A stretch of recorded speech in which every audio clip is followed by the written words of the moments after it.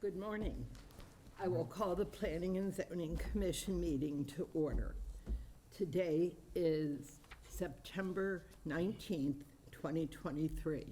I'd like to welcome everyone today. Madam Clerk, may we start by establishing a quorum? Good morning. Ms. Kirkner?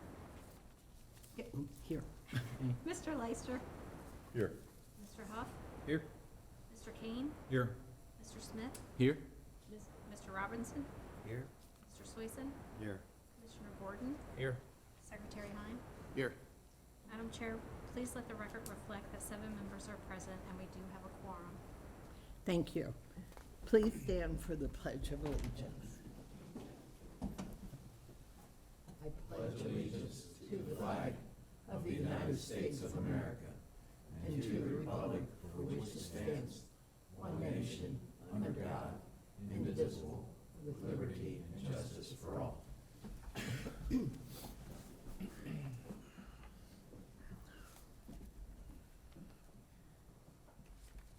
Mr. Secretary, excuse me, are there any changes to the agenda that was sent to us? No, there are not. Okay, thank you. Do I hear a motion for the approval of the agenda? I'll motion to approve the agenda. I second. Okay, there's a motion and a second.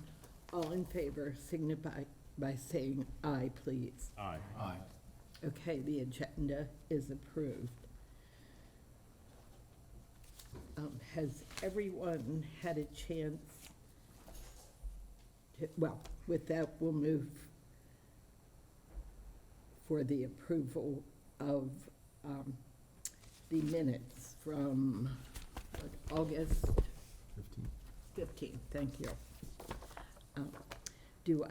Has everyone had a chance to review them? Yes. Okay. Are there any edits or changes proposed for these minutes? No, there are not. Okay, thank you. If not, I'd be happy to accept a motion in a second for approval. I move we approve the minutes. I'll second. Okay, we have a motion and a second. All in favor? Aye. Aye. Unanimously approved. Thank you. We will move on to item 6. I do not have any reports. Commissioner, I do not have anything, but thank you. anybody else have anything? No. Okay. All right, number 7, administrative report. Mr. Yes. Hine. Yes, good morning, all. So I have a couple of items to go over.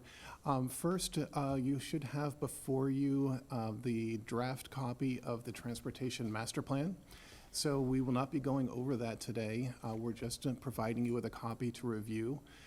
At our next scheduled meeting, October 17th, we will begin the process of going through reviewing that with you all. And most of everything that you see in here should look familiar because over the past year or so, as we've been working through this, everything should look familiar. But we will begin the process on October 17th to review that with you all. Wanted to let you all know about some reorganization changes here. So as you know, back about 3 months or so ago, Linda Eisenberg left the county as she was director of the planning department. At the time, the county commissioners made me acting director. The commissioners, about 2 weeks ago, decided to recombine the two departments. So those of you who may remember back about 8 or 9 years ago, we used to be one department. So the Department of Planning and the Department of Land and Resource Management was all one department. It was the Department of Land Use Planning and Development. So about 8 or 9 years ago, the planning department was separated out by the then Board of County Commissioners. They have decided to recombine the department, and we are now known as the Department of Planning and Land Management. So back 8 or 9 years ago, our department had both a director and a deputy director. So we are beginning the process of going out and searching for a deputy director to assist myself in the further administration of the new department. Also in conjunction with that, Our administrative assistant, who serves as the clerk, who Denise has been sitting in for, we have found someone, and she will be starting on September 28th. So our next regular meeting, Denise will still serve as clerk, while our new employee will observe and get up to speed. But then the following meeting, our new employee will take over those duties. So, any questions about the reorganization? So, and I don't think it'll affect the day-to-day operation of your board, but I just wanted to make you aware. Thank you, and congratulations. Thank you. Congratulations. So, one of the things that we have been doing a little bit differently the past couple meetings has been distribution of the project plans electronically. And I wanted to open that up for discussion with you all. It is certainly much easier from our perspective to share those digitally rather than producing the paper copies. The past couple meetings, we've been doing both, so as not to have too abrupt a transition. But I wanted to throw that out for discussion as to whether you would be amenable to us going fully digital and sharing those with you all digitally rather than producing the paper copies. I like it electronically, but what about the rest? Electronically is fine with me. Fine with me. Yeah, I have no issues with it. Yeah, fine with electronic as well. Gentlemen? I like paper. Richard and I'll get together and try to work it out.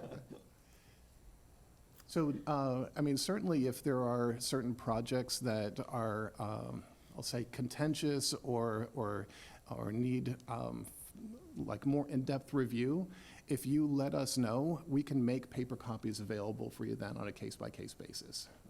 But if it's all right with you all, we will proceed with simply providing electronic copies, and please let us know if there is a need for some paper copies as we move forward.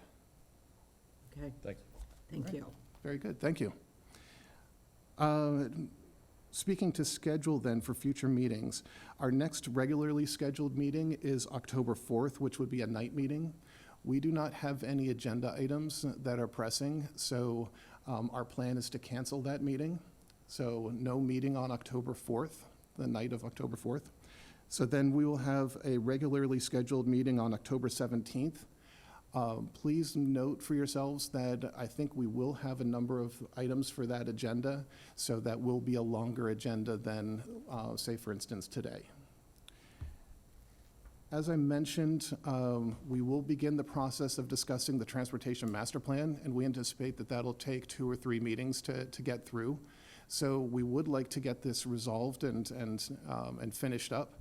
So we have a scheduled November 1st night meeting, and we would like to hold that in person rather than virtually, because virtual is difficult to hold discussions, and it is a working meeting to discuss the Transportation Master Plan, and we also maybe, if we have time, maybe getting into other topics such as proposed county code changes related to adult use marijuana and so on. So November 1st is a night meeting, and we'll have that in person. And then, just for your notes, the next meeting will be November 14th, which is earlier in the month than normal because of Thanksgiving. So we will reflect all of these dates and so on in the meeting minutes, but just wanted you all to be aware. So usually the in-person meetings are on Tuesdays. November 1st is a Wednesday, but that will still be in person on a Wednesday. Yes, yes. 9 a.m.? No, it'll be an evening meeting. Oh, I'm sorry. Yes. Misunderstood. Yep, November 1st will be a night meeting, Gotcha. but it will be in person rather than virtual. So 6 PM, November 1st. Yes. Done. Yes, and all of those dates will, and all the information will be conveyed in the meeting minutes, so you'll have it, Okay, a record there. thank you. And I believe that's all I've got for today. Okay, are Thank you. any extensions? Extensions. Yes.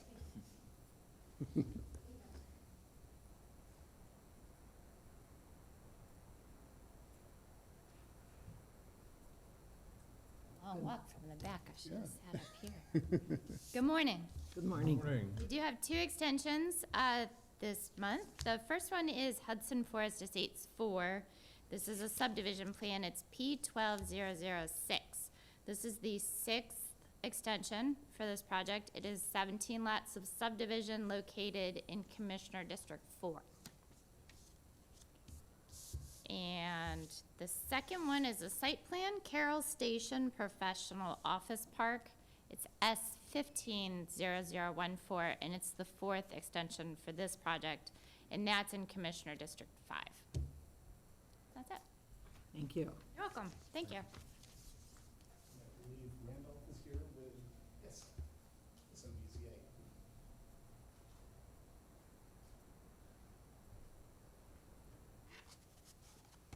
Good morning. Good morning.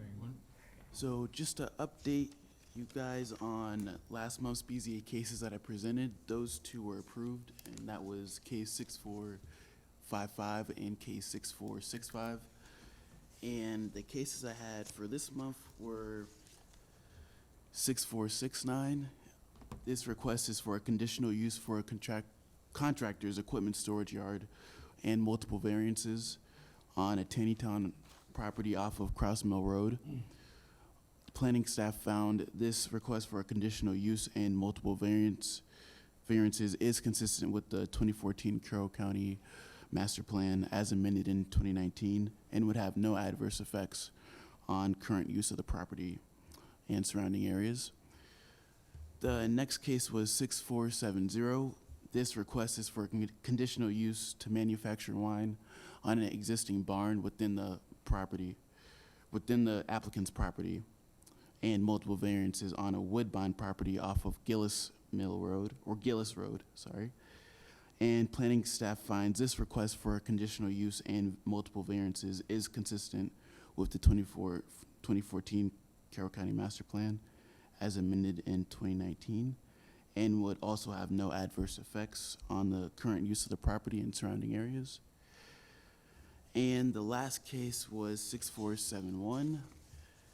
This request is for conditional use to utilize the current manor house as a private school facility and variance on a Westminster property off of Stone Chapel Road. This planning staff finds this request for conditional use and variance is also consistent with the 2014 Carroll County Master Plan as amended in 2019 and would have no adverse effects on current use and surrounding areas. And all three of these cases were scheduled tentatively to be heard September 26 in front of the BZA. Thank you. Thank you. Anything else? Nope. Okay. All right. Then we will go to number 8, the concept site plan for S210024 major property, Rico Welding.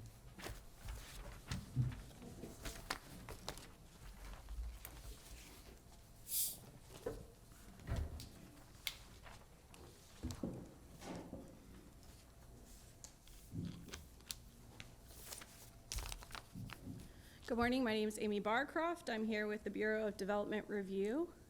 I have some representatives for the project with me. Could you introduce yourselves? Yes, good morning. Kelly Schaefer Miller, 73 East Main Street, Westminster, Maryland, 21157.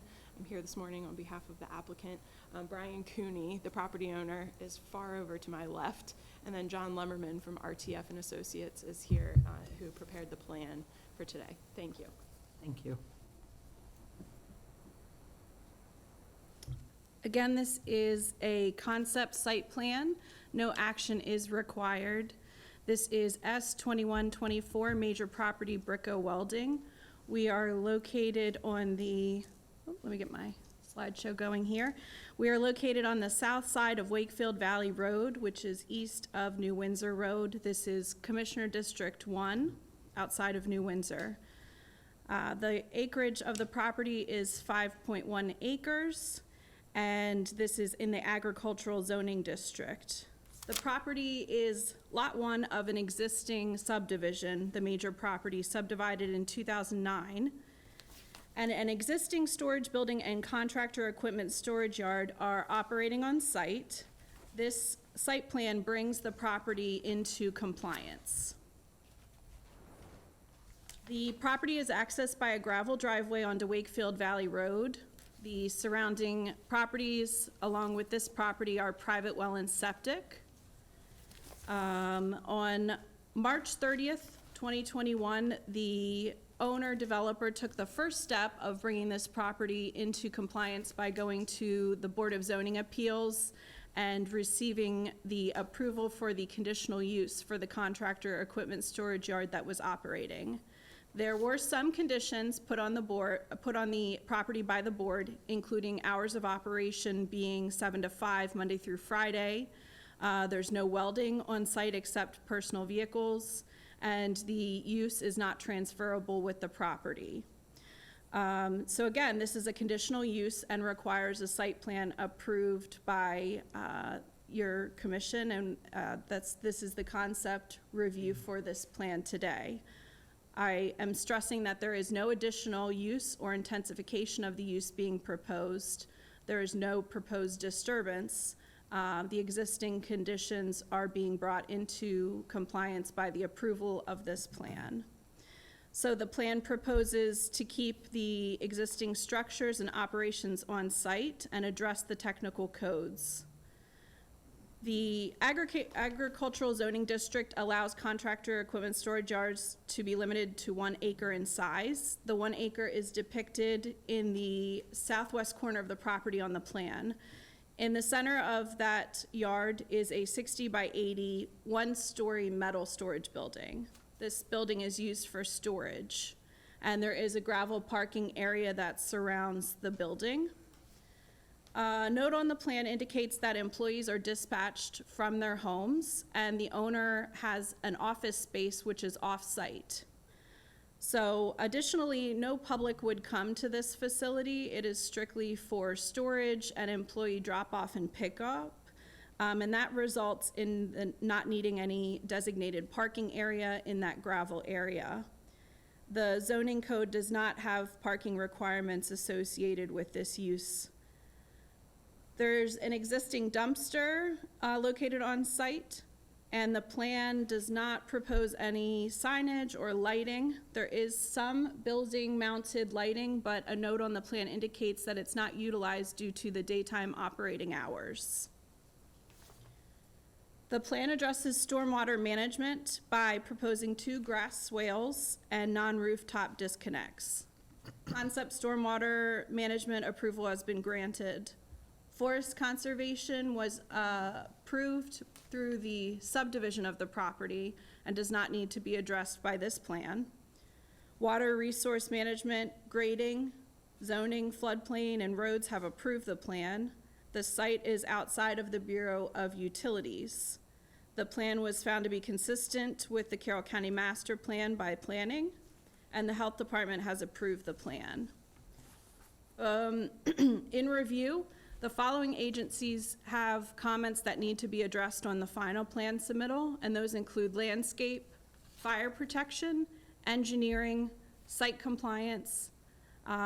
They all had comments that need to be fleshed out in further plan submittals. The concept plan was originally submitted in September of 2021 and was discussed at the Technical Review Committee meeting in October 25th, 2021. We did receive comments from a citizen who had concerns regarding noise operating outside of the approved hours of operation and industrial operations. The zoning administration is the arm of the county that enforces those conditions, and they have had several investigations to enforce those concerns in those matters and have been out onto the property. The most recent investigation was closed in February of 2023. The final site plan would be tested for adequacy of public facilities, and again, this is a concept plan review. No action is required of you today. Thank you. Thank you. Oh, I'm sorry, I forgot to show you my pictures of the site. Here we have the storage building and the gravel area of storage area for the storage yard. And we have the access drive, a view from both Wakefield Valley, from Wakefield Valley Road and from the site looking out onto, a view from the site looking out to the access drive. Thank you. If there's any questions, I have representatives here from the project, if you have any concerns or comments. Thank you. Ms. Miller, do you have anything? Thank you. I'm going to scooch over Yeah, here. no Sorry, problem. just so that I'm in the microphone. Good morning, Planning Commission. Just a few brief comments in relation to Amy's staff report. I appreciate the staff report. Just as some background for you all, Mr. Cooney purchased this property with everything existing on it. It had previously been used for something similar. So that's why you heard one of the comments about there was existing site lighting that's not really used. That's because he wasn't the one to put up this existing structure. When he learned that he needed to go through the approval process, that's what initiated the BZA process and now the subsequent site plan. In relation to some of the zoning complaints that have been issued, I did check in yesterday with the zoning office. There have been no zoning violations on this property. They have come out to do compliance checks with the conditions related to the BZA case. They have not found any violations on this property. Some of those visits have actually been initiated by Mr. Cooney himself, calling zoning and saying, hey, can you come check and make sure that I'm doing this correctly? I think it's a fair representation, and you're welcome to ask zoning themselves, but that Mr. Cooney's been nothing but cooperative with the zoning office in maintaining his compliance with that BZA decision.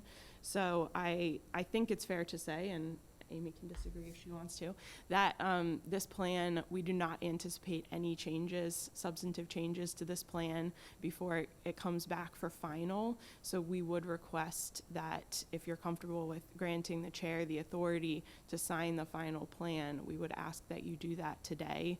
Like I said, if there are any substantial changes, we will be back before you for final, but I don't believe that there will be. I think we're far enough in this process where we're confident in saying that there will not be substantial changes to the layout or this plan before it comes back for final. We are here and happy to answer any further questions that this board has, but with that, I will hand it back to you. Thank you, Ms. Chair. Thank you. Great. Questions? So, just some clarification with the process. So this property had to get conditional use approved year after year after year, it looks like, or it sounds like. It had to get one conditional use approval by BZA. The BZA, the code requires that within 6 months of a BZA decision, if a site plan is required, a site plan must be submitted. So that is what occurred. This case went before the Board of Zoning Appeals, Okay. received conditional use approval, and then within that 6-month window, a site plan was submitted, and now that's what you're, That's what we're in the process. exactly. So is there actual welding that occurs on this site? No, Mr. Cooney's business is welding at industrial sites. So that's why you see the name in the title is Brico Welding, because that is his business. His employees go And that's off-site where the employees are dispatched and they're with the fixing equipment. and doing things of that nature off-site at the quarry, for example, other big industrial sites. And what type of, you guys jump in, I'm No, you're good.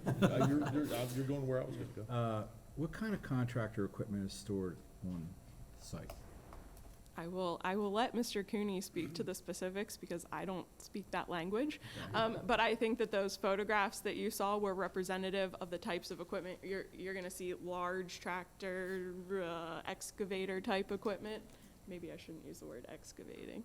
What does my son call these? Diggers, as my son would like to say, or bulldozers, but then also some smaller equipment for him to just work on parts and things as needed for his jobs. Brian, if you want to chime in with some specifics there. We work for like Lehigh, Medford Quarry, Savage Stone, S.W. Barrick, the big quarries, and their equipment's so large that they can't, move it even to the facility, so I have to go to them. So what is located on site is steel. I may have steel on site. I have 4 trucks that the guys get, and they travel to the quarries to do the welding jobs. There is drill presses, their equipment that they can't all carry on the trucks. That's what's kept in the building, that type of stuff. And there aren't any welding repairs performed on those vehicles on site? On my vehicles? On the equipment that's being stored there, is there any repair occurring on those vehicles on site? There's repair occurring on some of those things, but not welding, because that was part of the BZA's decision, is that all of the welding for the businesses occurs at the site, which is what Mr. Cooney had been doing anyways. But he does occasionally fix his own equipment as well. And what kind of repairs would those be? You mean on the trucks? Yeah, Just on the- typical on the- maintenance, brakes, every now and then there's welding. Some of the trucks are mine, of course I stretch them, there's one in there, I don't think it's in a current picture, but it's my truck, I've stretched it, which means I had to weld the frames together, that type of I was gonna thing. ask you what that So meant. 'Cause I there don't is know. some welding that occurs there. Is there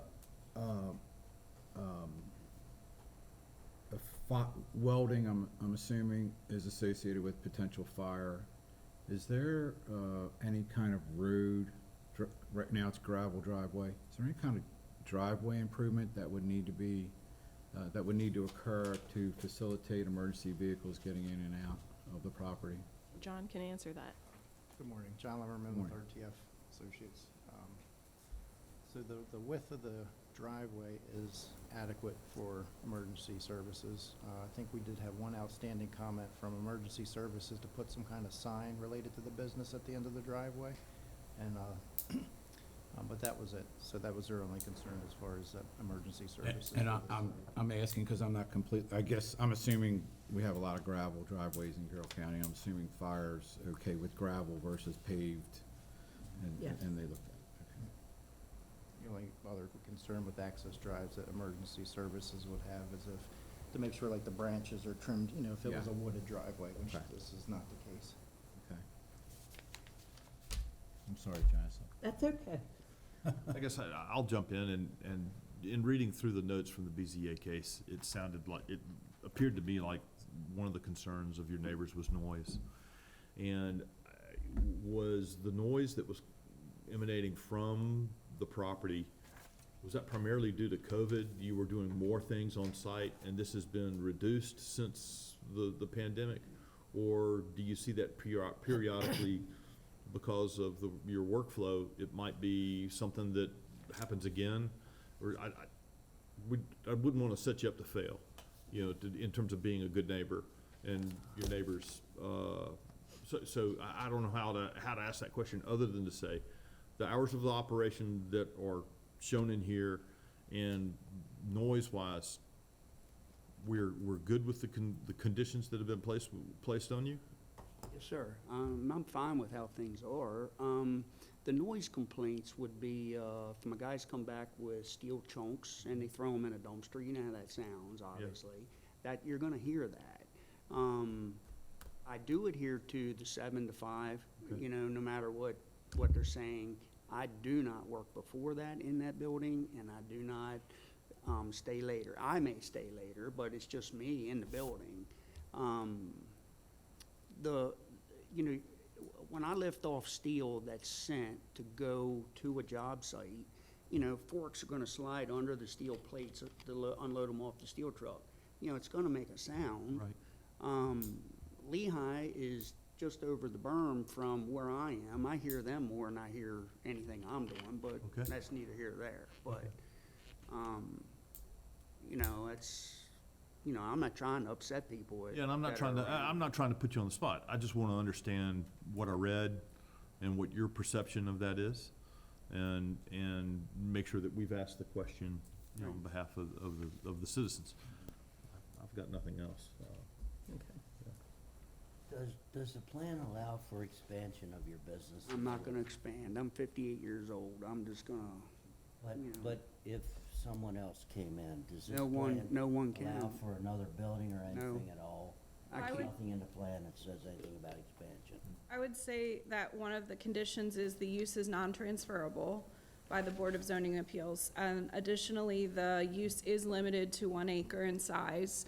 So again, the plan highlights that 1 acre area. And there are no foreseeable ways to intensify the use without. Going through another By approval going through another- process. Correct, That was, correct. that was what I was wanting to know. Yep. Okay, thank you. Question I would have, you know, as it is a lot, and it's an ag zone, I mean, could they build a house on this eventually? Could someone build a house on this lot also? At some point? It is approved residential lot also, yes. Because I see it has 2 existing wells on it. Right, there's a- Are they both for that building, basically, right now, or is one of them for an adjoining property? Or is it existing well for? One's for a home and one's for the building. Yeah, that was one of the odd things when I was reading through this, it seems to be an industrial use, but it's agricultural zone. So I thought that was a little odd. There is a section in the zoning code Permitted. that is specifically for contractor equipment storage yard in the ag zoning district. Many uses in the ag zone. Right.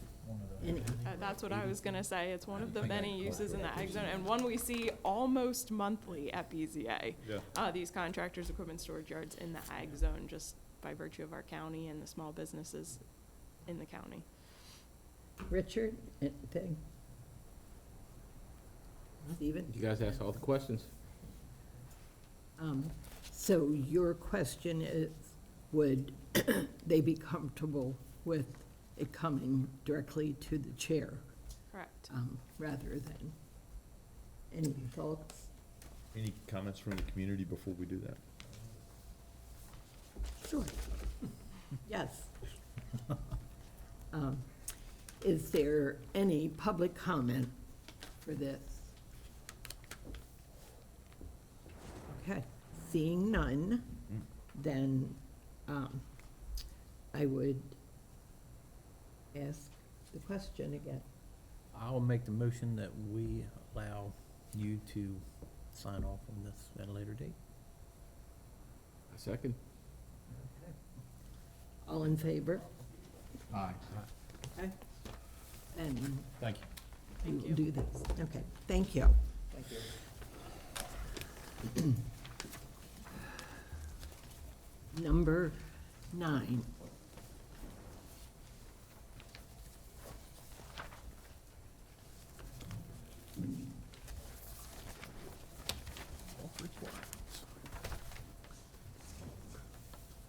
All requirements for commercial districts. We're going to discuss and possibly decide. Possibly.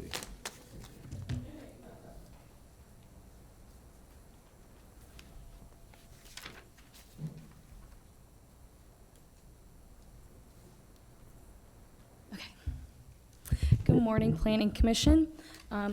Very familiar with this by now. This was first introduced to you all in July, and hoping for a official recommendation from you all to the Board of County Commissioners at today's meeting. So as discussed multiple times, the direction given from the Board of County Commissioners was to examine the bulk requirements in the commercial zoning districts when directly adjacent to residential districts. So this map displays in red all of the commercial zoned properties that are abutting a residential district. So any recommendation that you give would be affecting these properties that are shown on this map. So the main topic of discussion these past couple months has been building height. So we wanted to offer you the definition that's in our zoning code. Building height is the vertical distance from grade plane to the average height of the highest roof surface. So it is not from ground to the highest point of the building, it is the average height of the highest roof surface. So just some clarity there. So at the August meeting, we said that we would bring back some proposed language to you all, and we offer that in the red writing. So for the purposes of this section, adjoining means two or more parcels that share a common property line or point of intersection of two property lines. And then here is the bulk requirements we are offering. The following requirements shall be observed for properties in the commercial districts that are adjoining a property in a residential district. So as you can see, we kept the same front yard, side yard, rear yard setbacks, and then lowering the height from the 50-foot maximum to a 40-foot maximum. And if you'll remember, in August, there was an agreement upon you all of the 40 feet due to that being what it was previously in the BNR districts before the comprehensive rezoning updates. So also at the August Planning Commission meeting, there was some citizen feedback given about examining the other setbacks. And we researched this a little bit, and we found that prior to the 2019 Comprehensive Zoning Code updates, the side yard setbacks for properties in commercial zones when they are adjacent to a residential district were 15 feet. So if there was any want on the Planning Commission's part for increasing those setbacks, maybe 15 would be a comparable number, since that's what it was previously, but that's up to your discretion. And then again, also at the August Planning Commission meeting, we had a little bit discussion on grandfathering. It's the staff's recommendation that we include some language, specifically grandfathering existing buildings to prevent the creation of any non-conforming buildings in the county. And then if it is your want to include any more discussion, language on grandfathering, perhaps looking at these options we've listed, whether it's grandfathering projects with a number assigned in the development review process, whether they have Planning Commission concept review or Planning Commission final site plan approval. So some things for your discussion today, and I'm here for any questions. Thank you. Questions? Pete? You know, first of all, I appreciate y'all kind of, I heard a comment that we did, I think Janice, you said, let's table this because one of our more vocal members is not here. So I appreciate that. I guess that was me. The 40 foot height, the height thing is what I would focus on today if I could for a second. I think grandfathering is an easy thing.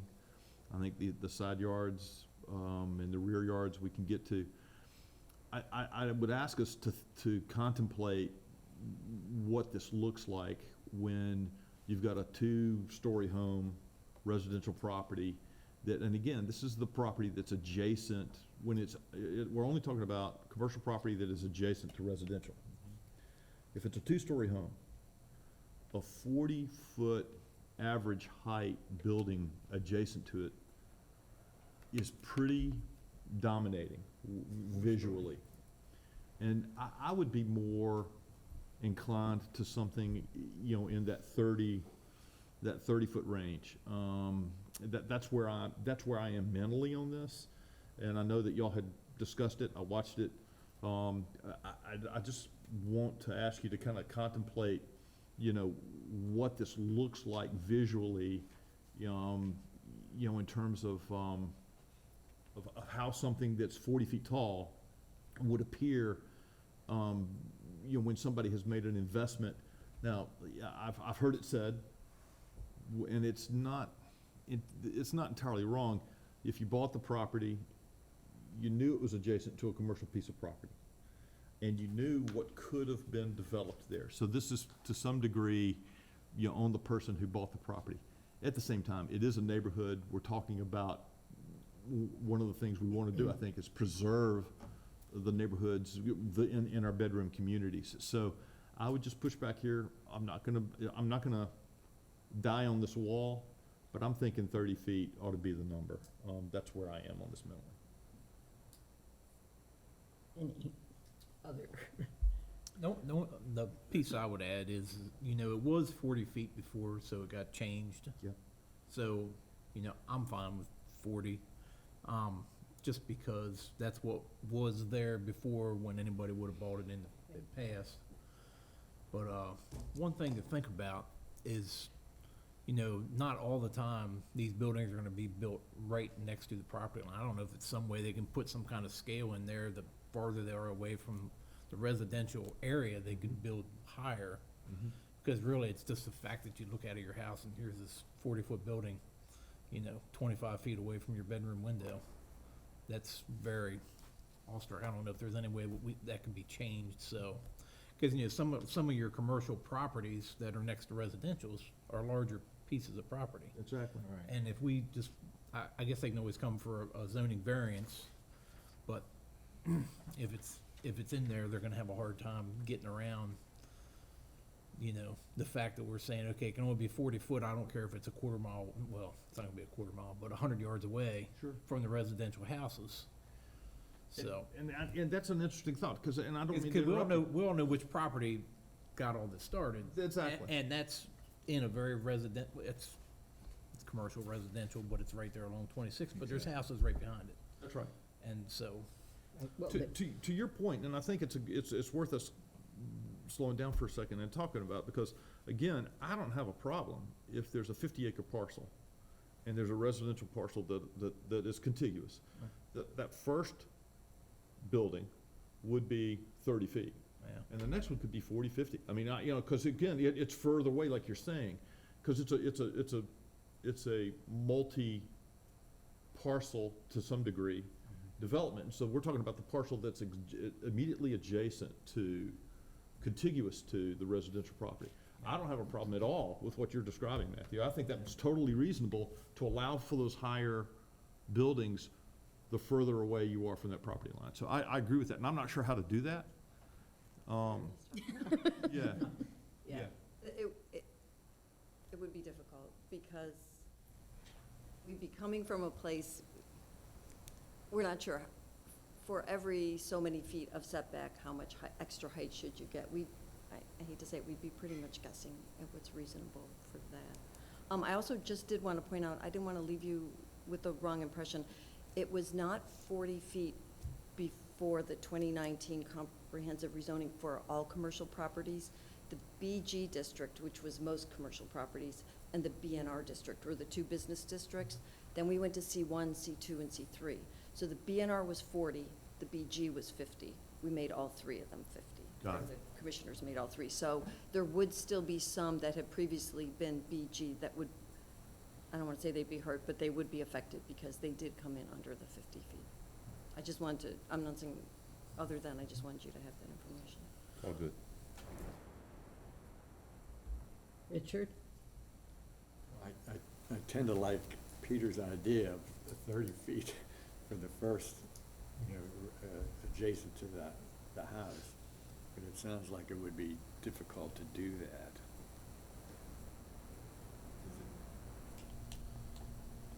So you're talking about a sliding scale, basically. So for every so many feet of setback, then you get some more height and some more height. I'll also add that the commercial properties in the county aren't that large. Like, as you said, the property that brought this whole discussion on is not very big. So not sure how much it would help. Might help some properties, may not affect other properties, so. And I'm sorry. the height does not include any signage built on top of the building. I think the example from the last time was the Royal Farms building, or whatever it was, or the Rite Aid. Mm-hmm. Rite Aid.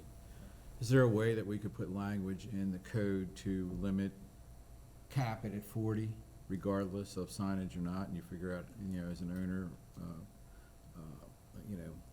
a franchise, whatever, you figure out how to put your signage within that 40 feet?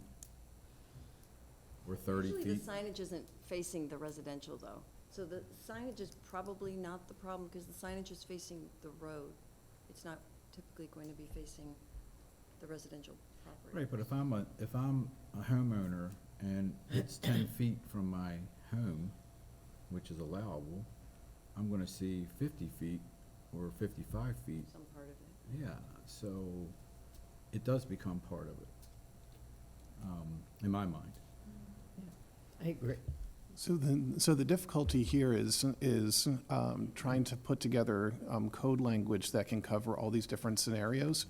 And so, I mean, there are some guide rails that are in place, right? So if a developer wishes to construct something that's, say the threshold is 50 feet and there's some additional equipment or signage or whatever that takes a little bit higher, they would have to discuss that with the zoning administrator to see if it's allowable.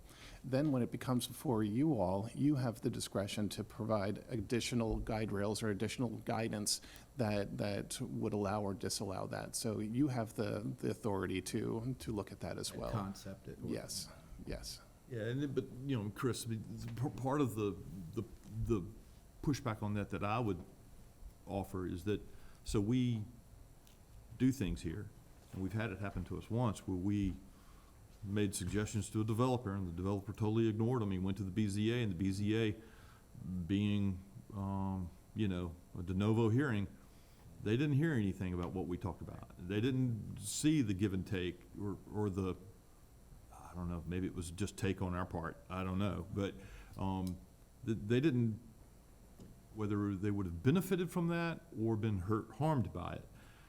Again, the guy had a hearing, and you know, so what we tried to do was ignored. So then, you know, we fall back to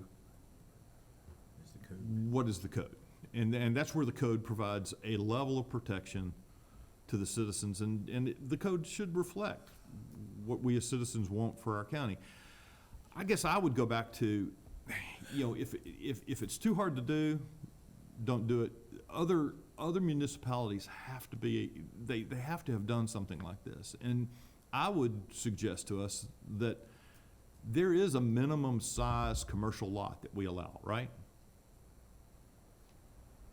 Minimum size. There's not a minimum. No.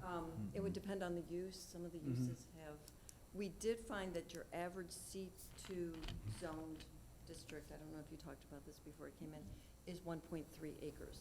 That's the average. So there's some that are huge, but there's, if you look at that range, there was some that were much smaller. But the average is only 1.3 acres, which is where we run into, excuse me, a little of the difficulty in what you were talking about. Because if, well, Chris, you figured this out. It's like, that's 200. Yeah, and 230-ish. yeah. So, 43,560. Yeah, so, again, it would seem to me that that there could be a minimum commercial lot size of, let's call it a half an acre, that's, you know, so if somebody wanted to subdivide to some, I don't know if I'm using the right terms here, but if somebody wanted to subdivide, you know, and build a small building and then build another building next to it, you know, the first building would be one height, and that would transition to a taller building. It would seem to me that there would be, or, like, you know, what we're saying is, again, there's some sort of a sight line that we're looking for the height of a building, the further it gets away from the property line with residential. That's, I think, what we're looking for, or what I would be looking for. So Peter, you thinking like 1.3 acres, you know, anything 1.5 acres or less commercial could have a height of, I'm just making numbers up. We're making, yeah. that's what 20 we are. feet.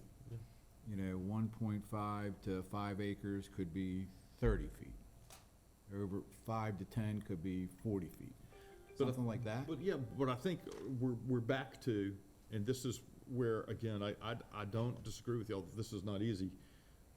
We're getting back to the distance from the property line, right? That's, I think, where we are. It's because all that matters to it's- the neighbor, to is the how neighbor. far, how close it That's is and right. how tall it is. Okay, gentlemen. I think before we get into these deep weeds we're in now, I think we should go back to who are we trying to protect here? And I'm thinking about the neighborhood, the people who own the houses, the residential people who are concerned about this. I don't like a building that high right next to residential properties. I can understand why the people are upset about this. And someone mentioned, well, this is too hard to do. I don't think anything is too hard to do. So if we want to try to protect the neighborhood and make the quality of life as good as possible, which is what the neighborhood has expected from day one, then if we need to lower those heights, we do it. And the farther, if you want to go 60 feet, 70 feet on out in the middle of the field, I'm okay with that. But having these high buildings next to a neighborhood, in a neighborhood, it changes the quality of life and the expectations of that neighborhood. So if you want to go 30 feet, I'm okay with that. I'd be okay with 25 if it's next to a neighborhood or a housing project or houses that have been there forever with people with expectations of quality of life. If my house is under a shadow half the day because of a big building next to me that I never expected to be, I'd be upset about it. So I think that's the overriding question. We can talk about all this other stuff, but I think that's the overriding question here. What do we do about tall buildings next to houses that have been there forever? That's my overriding concern here. Yeah, I mean, and it's one thing if there's no neighborhoods there and the building is there first and then you build houses next to it, but yeah. Totally, agree totally. Absolutely. Because I think I know what case you're referring to, where there was a lot of input from the community and everything we brought up, we took that in consideration. And like you said, there was absolutely no discretion, I think, from what we had recommended when it went to BZA. And so now you have all these neighbors that are upset because their concerns weren't even heard at the end of the day. So, well, I think where we failed on that is the fact that at concept, Right. we made comments, but not the comments we did at final. That's right. And that's kind of where we messed up. We were a little there. too polite, I think. So I don't. I was too green. I could- Yeah, I was know too. better. Yeah. Okay. So I would say that definitely, you know, I agree with Ralph. I mean, what is the maximum height on a residential house? Not sure there is one, is there? Pretty much everywhere there is. It's like 3 stories plus a gable. Yeah, probably down. The apartment buildings, or townhouses. 3-level, they're probably at least 35 maybe. I'm sorry, it's right here, I'm not looking at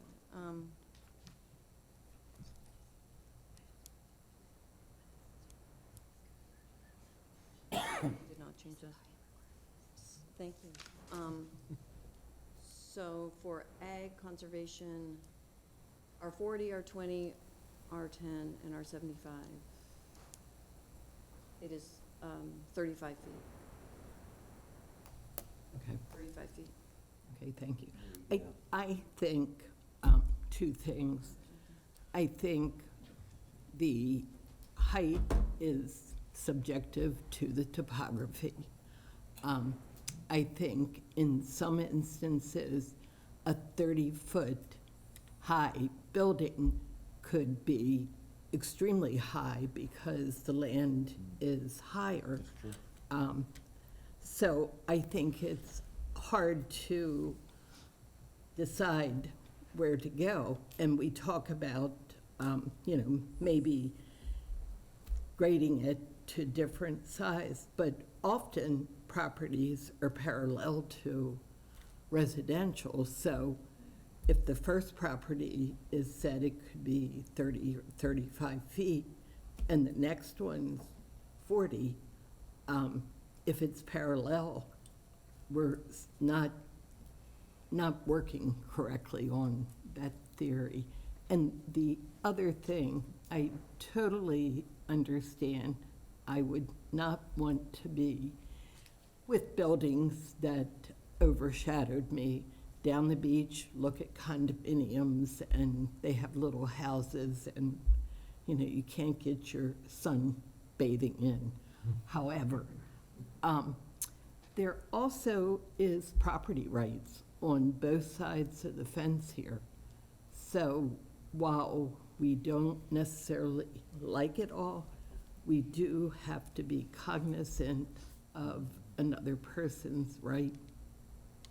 So I'm not sure what the answer is, but I agree that it's probably higher is not better. Well, you bring up a good point too about the topography, because I work in the commercial construction industry, and a lot of times you see an engineer to maybe get away with in sprinkler, you have a standpipe. Well, that has to be a certain level, so what they'll do is to eliminate that, they'll move the fire department connection up the hill, so then the height of the building is less than it really is. So if we'd almost have to put in saying it's 30 feet from the lowest point of the grade or whatever it might be, because there's always ways to cheat and still be code compliant. And it happens all the time. I mean, that's the industry I work in. I see it all the time. Yeah. So, Richard, have you weighed in? I'm still with 30 feet for the first building, and then higher after that. so if I may, Mary, you said that residential maximum height is 35 feet? So my recommendation would be not to go below the 35.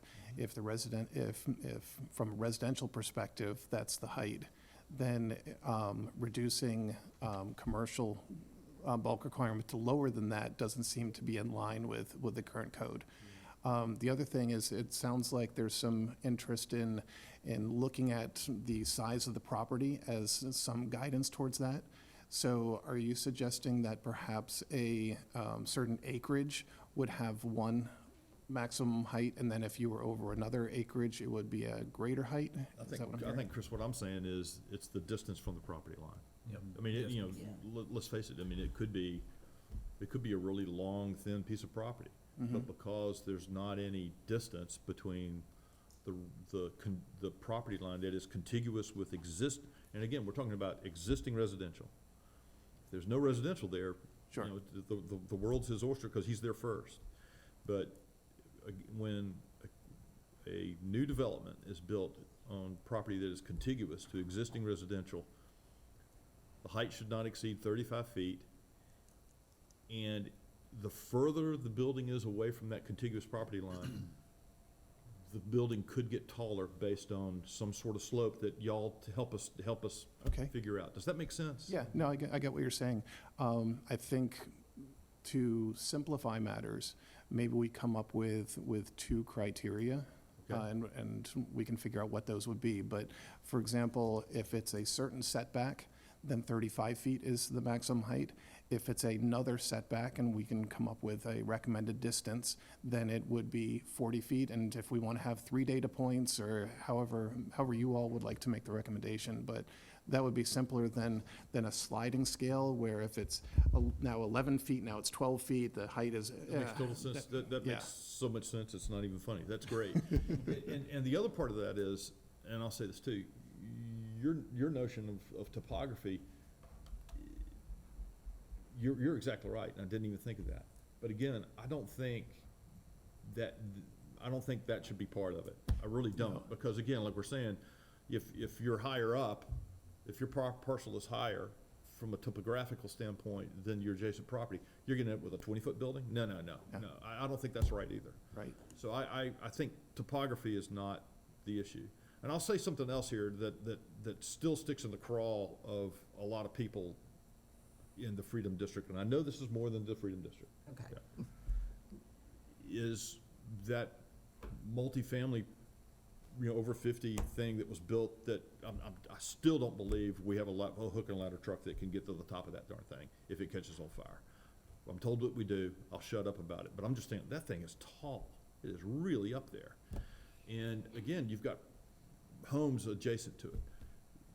We don't want to have anything even remotely like that ever happen again. And that's just plopped into the middle of a neighborhood, a bedroom community. So I'll get off my soapbox. I'm done. Thank you. Okay. So I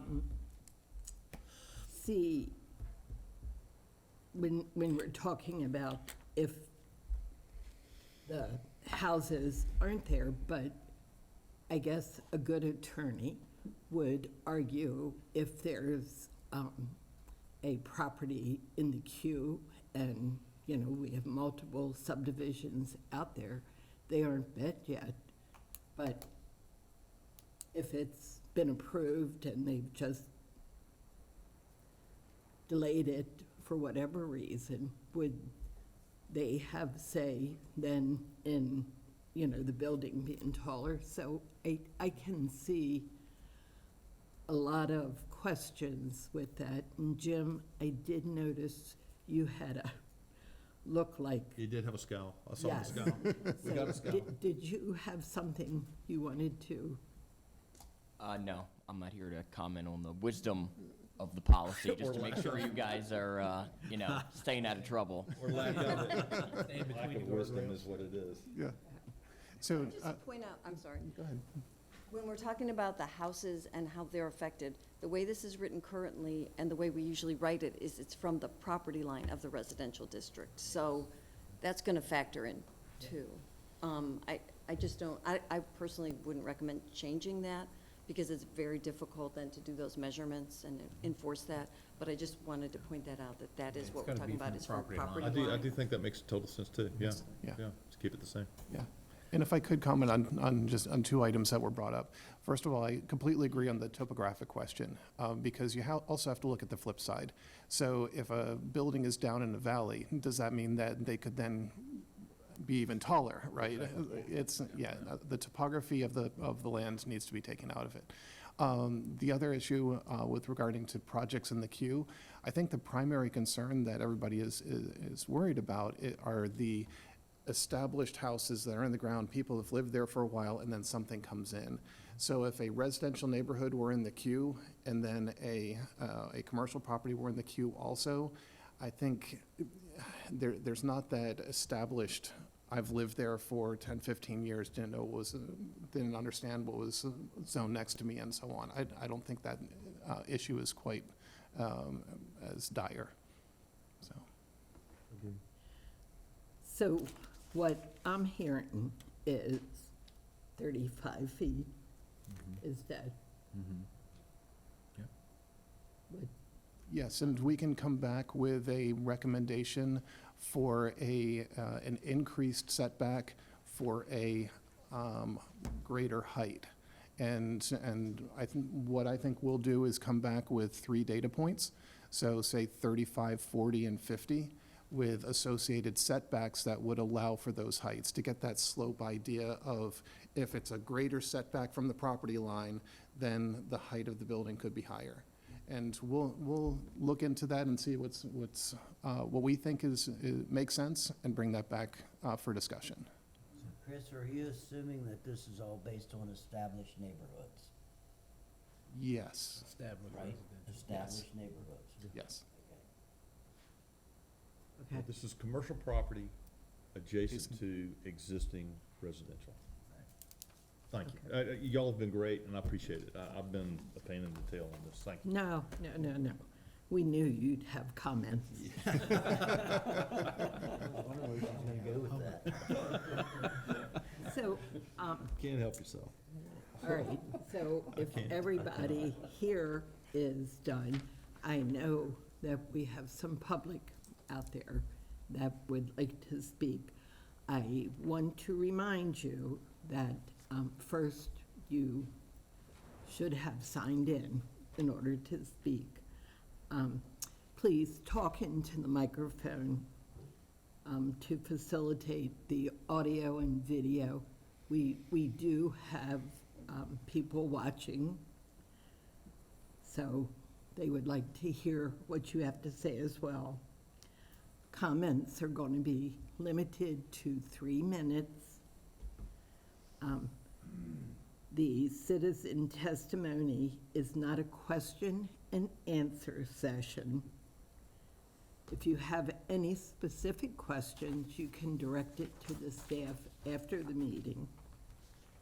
And should any individual fail to comply, the Planning Commission zoning chair may call the person out of order and require him or her to leave the building. So, with that, is there any public? Please come up, state your name and your address.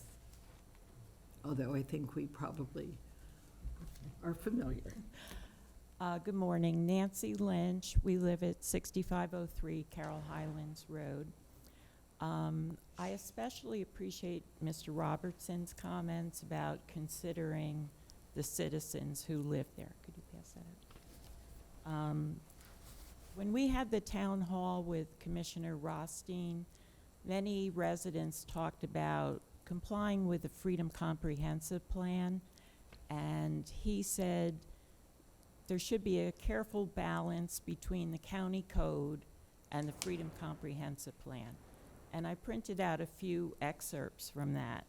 It is the framework for land use growth management for the greater Eldersburg-Sykesville area. And it states, government will not fundamentally transform communities against the will of existing homeowners and residents. And then further down it says, citizens' rights and property are respected, protected, and sustained. I think you know we live right next to where that Carroll Highlands storage was proposed. And you probably know we filed a lawsuit against it, and they did withdraw their application. Part of the reason they withdrew it is because there's a deed restriction on part of the land that goes back to 1955 when our house was built. It prohibits commercial building on the corner lot. It's a deed restriction, residential only. And we believe the developer did not want to litigate that. So we feel that your board and other county officials should take these deed restrictions into account when you're going through the approval process. The developer first met with county officials in July 2021, and it's been barreling through the approval process for 2 years now, when this deed restriction was not going to really allow any commercial driveway or sidewalk built on that. That was the access to the property. So it's just something I think you should take into consideration. Also, regarding the setbacks, we really feel that distance should be more farther away than, I looked at those 6 properties that we discussed last time, and most of them were about at least 100 feet from any residential lot, and several were several hundred feet. So I know my time's almost up, but that's the gist of what I wanted to say. Thank you.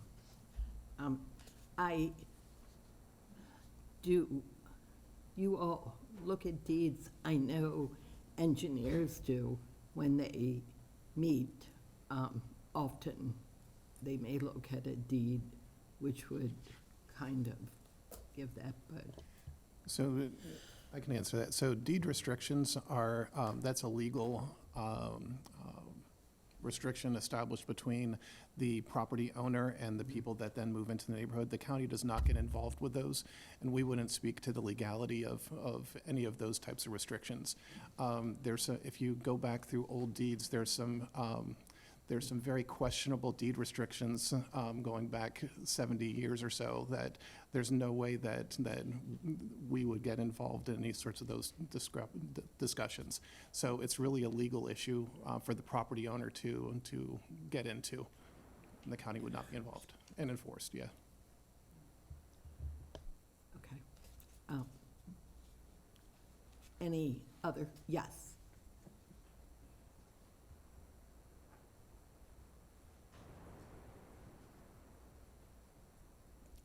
Good morning. My name is Audrey Novak. I live at 6505 Carroll Highlands Road.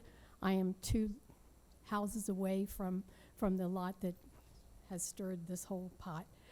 I just have one comment. I know you've all heard, hopefully you've read, you've seen, all the meetings that we have discussed and discussed and discussed.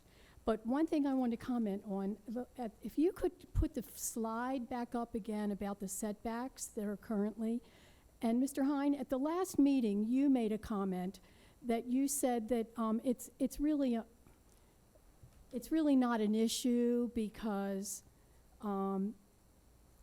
people don't usually build, that close. But my feeling is never say never. Never say never. 10 feet is probably, I used to do vision screening of young children, and we tested them at 10 feet, so I pretty much know what 10 feet is. It's from where I stand probably to the end of that chair. Just imagine that from your property line to a huge, so I think setbacks are equally as important as the height of the building when you're talking about in a residential area such as Carroll Highlands. And as far as those of us who bought the property, I've been a property owner there for 33 years, and that's always been commercial, yes, but the commercial endeavor was Liberty Plumbing and then a small strip mall that was there, not a huge, humongous building.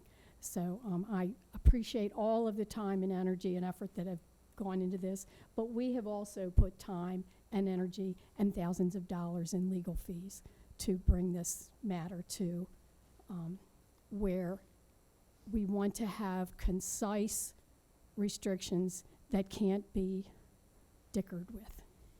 Thank you very much. Thank you.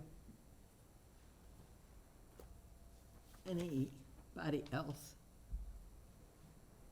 Yes, sir.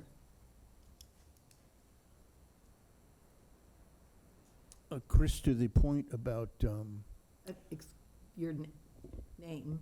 oh, sorry, Joe Lynch, 6503 Carroll Highlands Road. Thank you. To the point about the deed restriction, the county invested a lot of man-hours with this developer over a 2-year period, looking at it, evaluating it, inspecting it. All the disciplines in the county looked at this project. I'm just throwing it out there. Wouldn't it make sense to have the developer just testify to the boards? It is my understanding that this project can be built without any covenants or restrictions. I so hereby testify to you guys, the boards, before a project goes forward. It's a simple piece of paper that they have taken the time to look at it and are honestly evaluating whether it needs to be. You need to be notified that there could be a problem with it because you've invested time and resources, man-hours, into this project. Just an idea. Before this meeting, I took the time to write my ideas on restricting commercial property that is going to be so close to residential.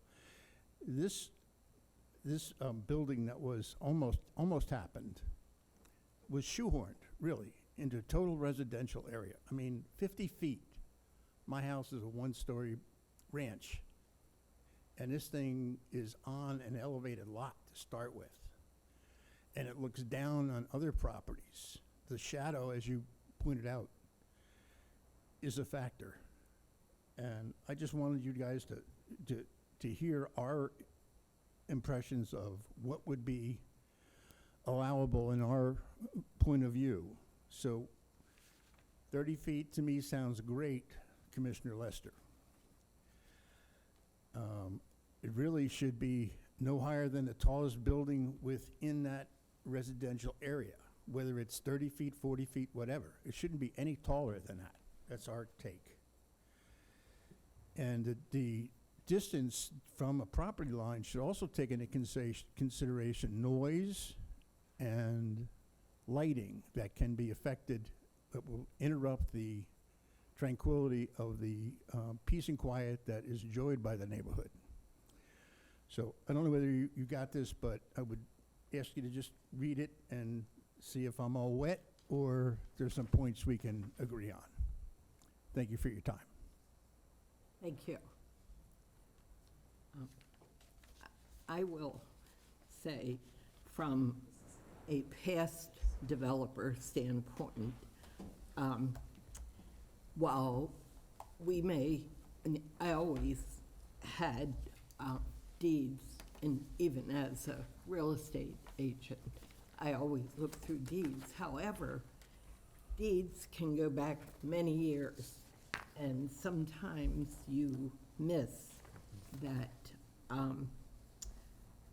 So I don't know what, and some developers currently today do their homework, and they do look at zoning, they look at deeds, they look at everything. Others just kind of do it quickly. So I don't know that there's a good answer there for that. I don't disagree with the distance from properties. I think 10 feet is probably too close, especially in a residential area. So we need to look at that. Did we look at what maybe some other jurisdictions do like that? Well, I mean, this was comprehensively looked at, and you all did it, well, several of you were here, in 2017, 18, and then the commissioners did it in 2019. And we didn't make many changes to the commercial districts because we were on par with what other jurisdictions do for commercial. Now, that's not to say specifically regarding when they're adjacent to residential. Most of them didn't have that, that specific thing. But as far as, we didn't consider them, increasing them in general because it didn't seem necessary, and it didn't seem like that was a trend in any of the other jurisdictions we looked at. I don't have the answers. I'm hoping you all do. Yeah, so we'll come back at next meeting and have some suggestions regarding setbacks and how that relates to building height for your consideration. Chris, That's perfect. everyone on staff, thank you. I Yeah. really do appreciate your attention to this. Thank you so much. So we have another public, sort of. Thank you, I appreciate that. Kelly Schaefer Miller, 73 East Main Street, Westminster, Maryland, 21157. As many of you have witnessed, I've also been observing all of these efforts as well. You know, I'm commenting here today because now we're kind of working with some tangible text that we can look at and have some feedback for, and I've shared a lot of my feedback with staff already, so this won't be news to them. I speak here today generally and on behalf of several clients who have commercially zoned property throughout the county, not just in the Freedom District. I would just generically say to you, as you recognize, this impacts the entire commercial district. This is not specific to Freedom. This impacts all commercial zoning districts. And I would also say that because the bulk requirements for all commercial zones were combined in that most recent comprehensive text amendment, we're now looking at impacting the height regulations for C3 property as well as C1 and C2. That's our highest intensity commercial district. And R75, residential 75, allows for a maximum height of 40 feet. So to provide a maximum height that's lower in C3 zoning just does not seem cohesive with our goals for some economic development in this county. I would also say that if you take a look at the use chart, again, C3 proposes some of the most intense commercial uses in the county. So I do think it's appropriate and it matches to have a higher height regulation in our commercial districts, specifically C2 and C3. Those are the places where it should happen. I recognize and I appreciate the comments that have been made and the goals of this planning commission to focus on where this adjoins residential properties, and I'm not overlooking that component. But I do think that when you look at the zoning maps, this impacts a lot of properties. We're not talking one or two. We're talking swaths of properties, and that's because a lot of the more intense commercial zoning districts are on state highways, and then in the rear of them are residential zoned properties. You know, I took a look back at the county code because thanks to my nice bookshelf in my office, we have codes dating back to the inception of zoning in Carroll County, and there did used to be some scaling component to some of the commercial districts, and including the setbacks and including some topography, which was interesting to me. And I don't know that that's something that most people would be opposed to, but it did provide for greater height And again, at that point in time, BG allowed for 50 feet, and the scaling allowed for greater height, depending on some of the setbacks, the topography, other considerations, and specific uses on the property. I know I'm at my time, but I do also just want to say briefly that the definition of building height is in the code, and that's what the zoning administrator has to look at in interpreting this. But keep in mind, please, that some of the architectural designs that you would like to see include some roof structures and things that might go above that feet, and therefore a developer would not be able to achieve that and maximize what they need to make the development feasible on the property. So I think perhaps, as you've identified here today, just a more comprehensive look at all of this is valuable to at least understand those impacts going forward. Thank you. Thank you. Any other comments?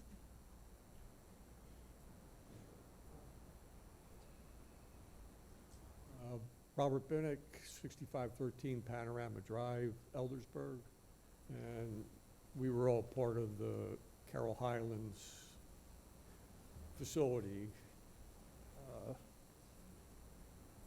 But we were in the shadow of that building. And it was not only the height of the building, it was the use of the building and the birth of the building, because the building was going to be 200 feet long, 100 foot wide, and 50 foot tall on the hill.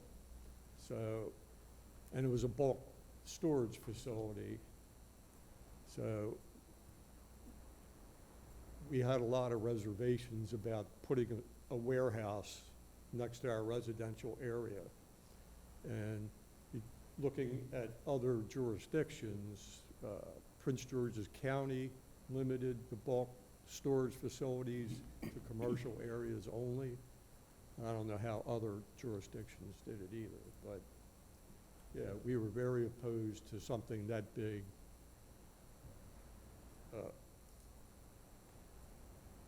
A warehouse, for better terms, to be put in our neighborhood.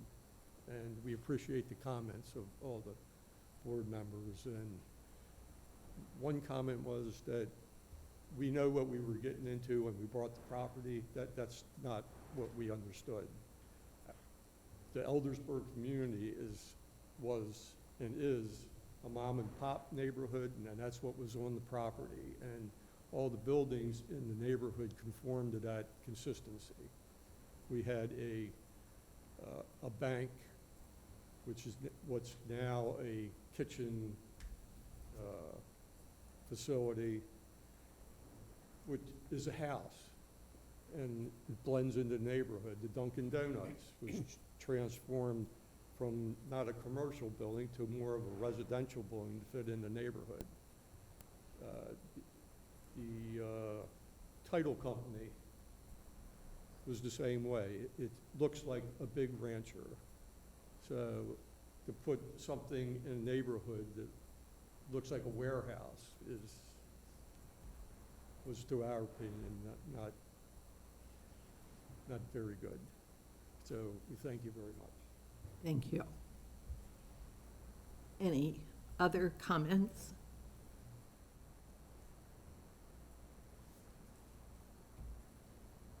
My name is Joyce Binnick. I live at 6513 Panorama Drive, Eldersburg, Maryland. And first, truly, I appreciate many of the comments. I appreciate that you seem to have an understanding of what we invested in, of what Carroll County means to us, of what our neighborhood, our community means to us. So to hear so many of you say that you're fine with 25 or 30 feet high, you know, truly, there is an appreciation that you seem to have a sense of neighborhood and, again, reiterating everything, all the reasons that we all moved to Carroll County and what Carroll County means to us. Personally, we've been there 28 years.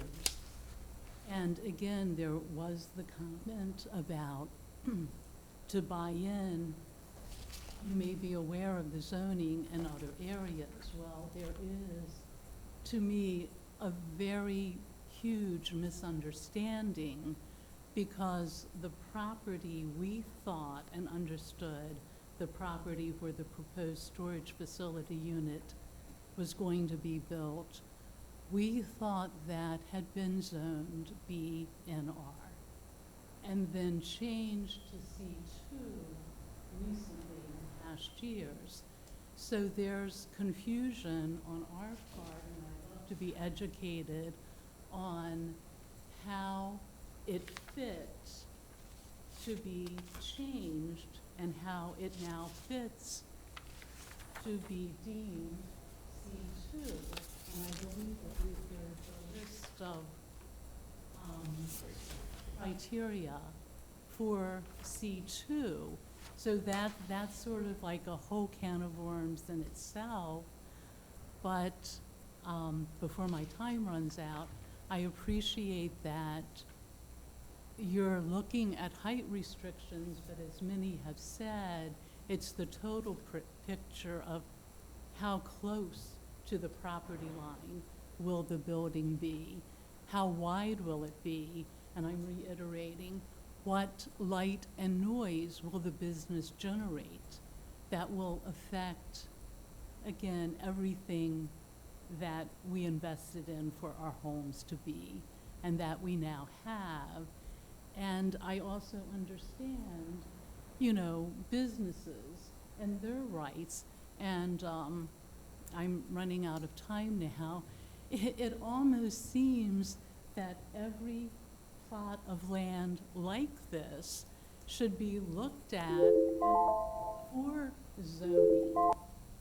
I don't know how many you have or how massive, but it almost seems that there needs to be a reevaluation of property and zoning, and I'm always rooting for a win-win in every situation. So again, my appreciation and thanks, and I think I just keep asking for fairness.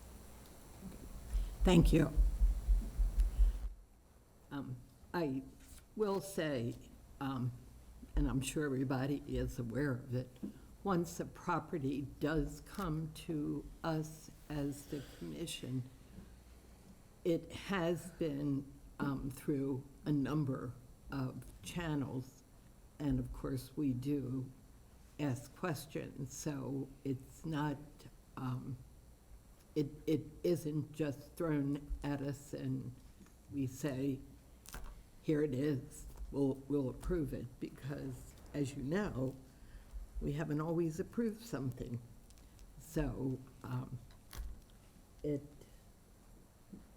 is a process, and we do take it seriously. So, any other comments?